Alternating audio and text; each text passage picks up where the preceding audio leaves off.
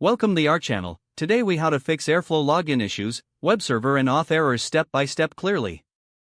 If you're encountering login issues with Airflow, follow these steps to troubleshoot and fix the problem.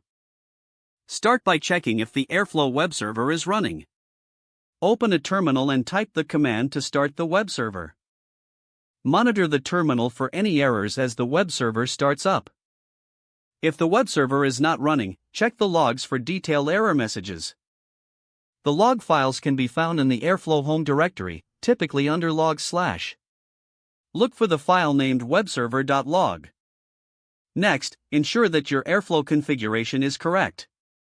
Open the airflow.cfg file in a text editor. Check the executor setting to confirm it is set to the correct value. Make sure the default _time zone is properly configured. If using a database for authentication, verify that the database connection string is accurate. Test the database connection separately to ensure it's responding. Restart the Airflow scheduler if you've made any changes to the database settings. Next, check the authentication backend settings. Ensure you're using the correct authentication method in your airflow.cfg. If you're using LDAP or Auth, confirm the settings specific to those methods. Make sure the credentials you're using are correct and active. If you've recently changed your password, re-enter it to ensure accuracy. After verifying settings, restart the Airflow web server for the changes to take effect. Once the web server is restarted, try logging in again. If the login still fails, check for any network issues that could block access.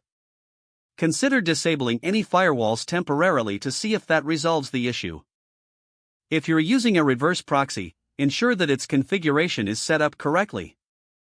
Make sure the proxy is forwarding requests to the correct Airflow web server port. Finally, if all else fails, consider reinstalling Airflow. Follow the official documentation for a clean installation process. After reinstalling, reconfigure your settings according to your environment. Don't forget to like this video and subscribe to our channel for more step-by-step tech guides.